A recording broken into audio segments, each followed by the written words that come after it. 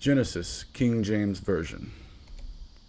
And there came two angels to Sodom at even, and Lot sat in the gate of Sodom.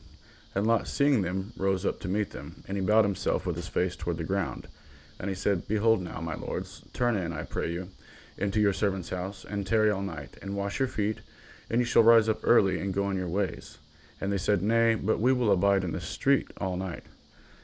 And he pressed upon them greatly, and they turned in unto him, and entered into his house. And he made them a feast, and did bake unleavened bread, and they did eat. But before they lay down, the men of the city, even the men of Sodom, compassed the house round, both old and young, all the people from every quarter. And they called unto Lot, and said unto him, Where are the men which came in to thee this night? Bring them out unto us, that we may know them. And Lot went out at the door unto them, and shut the door after him, and said, I pray you, brethren, do not so wickedly. Behold now, I have two daughters which have not known man. Let me, I pray you, bring them out unto you, and do you to them as is good in your eyes. Only unto these men do nothing, for therefore came they under the shadow of my roof. And they said, Stand back. And they said again, This one fellow came in to sojourn, and he will needs be a judge. Now will we deal worse with thee than with them? And they pressed sore upon the men, even Lot, and came near to break the door. But the men put forth their hand, and pulled Lot into the house to them, and shut to the door. And they smote the men that were at the door of the house with blindness, both small and great, so that they wearied themselves to find the door. And the men said unto Lot, Hast thou here any besides, son-in-law, and thy sons, and thy daughters, and whatsoever thou hast in the city, bring them out of this place. For we will destroy this place, because the cry of them is waxing great before the face of the Lord. And the Lord hath sent us to destroy it. And Lot went out, and spake unto his sons-in-law, which married his daughters, and said, Up, get you out of this place, for the Lord will destroy this city. But he seemed as one that mocked unto his sons-in-law.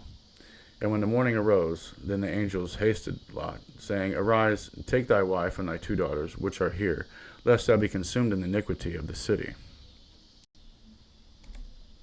And while he lingered, the men laid hold upon his hand, and upon the hand of his wife, and upon the hand of his two daughters, the Lord being merciful unto him.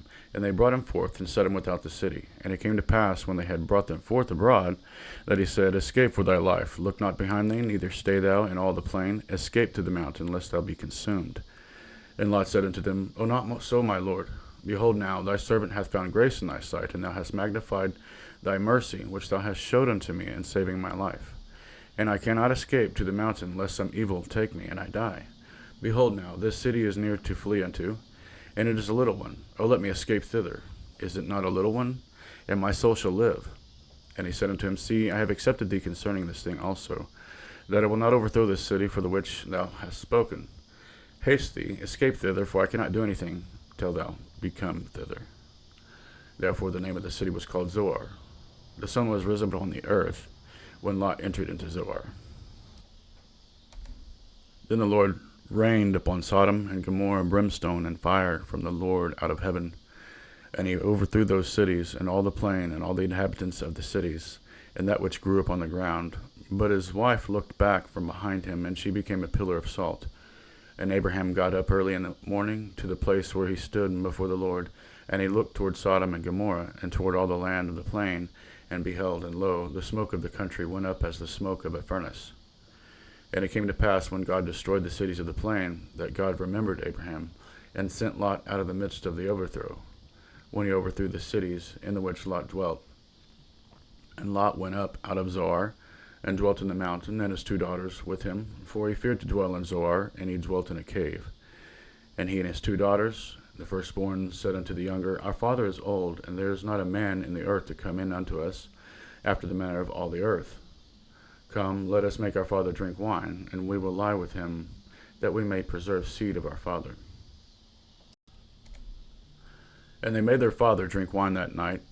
And the firstborn went in and lay with her father, and he perceived not when she lay down, nor when she arose. And it came to pass on the morrow that the firstborn said unto the younger, Behold, I lay yesternight with my father. Let us make him drink wine this night also, and go thou in, and lie with him, that we may preserve seed of our father. And they made their father drink wine that night also. And the younger arose and lay with him, and he perceived not when she lay down, nor when she arose. Thus were both the daughters of Lot with child by their father. And the firstborn bare a son, and called his name Moab. The same is the father of the Moabites unto this day. And the younger, she also bare a son, and called his name Ben-Ammi. The same is the father of the children of Ammon unto this day.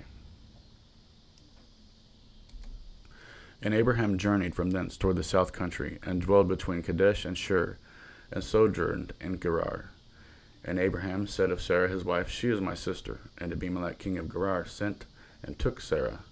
But God came to Abimelech in a dream by night, and said unto him, Behold, thou art but a dead man, for the woman which thou hast taken, for she is a man's wife. But Abimelech had not come near her, and he said, Lord, wilt thou slay also a righteous nation? Said he not unto me, She is my sister? And she even herself said, He is my brother. In the integrity of my heart and innocency of my hands have I done this. And God said unto him in a dream, Yea, I know that thou didst this in the integrity of thy heart, for I also withheld thee from sinning against me, therefore suffered I thee not to touch her. Now therefore restore the man his wife, for he is a prophet, and he shall pray for thee, and thou shalt live. And if thou restore her not, know thou that thou shalt surely die, thou and all that are thine. Therefore Abimelech rose early in the morning, and called all his servants, and told all the things in their ears, and the men were sore afraid. Then Abimelech called Abraham, and said unto him, What hast thou done unto us? And what have I offended thee, that thou hast brought on me and on my kingdom a great sin? Thou hast done deeds unto me that ought not to be done. And Abimelech said unto Abraham, What sawest thou that thou hast done this thing? And Abraham said, Because I thought, surely the fear of God is not in this place, and they will slay me for my wife's sake. And yet indeed she is my sister, she is the daughter of my father, but not the daughter of my mother, and she became my wife. And it came to pass, when God caused me to wander from my father's house, that I said unto her, This is thy kindness which thou shalt show unto me. At every place whither we shall come, say of me, He is my brother. And Abimelech took sheep and oxen and men servants and women servants, and gave them unto Abraham, and restored him Sarah his wife. And Abimelech said, Behold, my land is before thee, dwell where it pleaseth thee. And unto Sarah he said, Behold, I have given thy brother 1,000 pieces of silver. Behold, he is to thee a covering of the eyes, unto all that are with thee, and with all other. Thus she was reproved. So Abraham prayed unto God, and God healed Abimelech, and his wife, and his maidservants, and they bare children. For the Lord had fast closed up all the wombs of the house of Abimelech, because of Sarah, Abram's wife. And the Lord visited Sarah as he had said, and the Lord did unto Sarah as he had spoken. For Sarah conceived, and bare Abraham a son in his old age, at the set time of which God had spoken to him. And Abraham called the name of his son that was born unto him, whom Sarah bare to him, Isaac. And Abraham circumcised his son Isaac, being 8 days old, as God had commanded him. And Abraham was 100 years old, when his son Isaac was born unto him. And Sarah said, God hath made me to laugh, so that all that hear will laugh with me. And she said, Who would have said unto Abraham that Sarah should have given children suck? For I have borne him a son in his old age.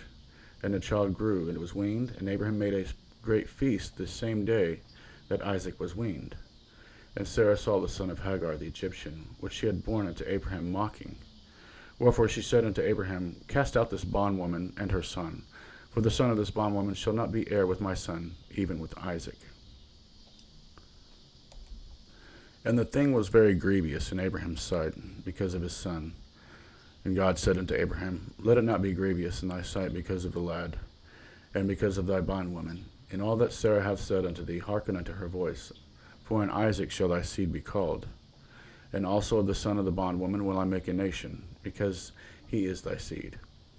And Abraham rose up early in the morning, and took bread and a bottle of water, and gave it unto Hagar, putting it on her shoulder, and the child, and sent her away. And she departed and wandered in the wilderness of Beersheba. And the water was spent in the bottle. And she cast the child under one of the shrubs. And she went and sat her down over against him a good way off, as it were a bow shot. For she said, Let me not see the death of the child. And she sat over against him, and lifted up her voice, and wept.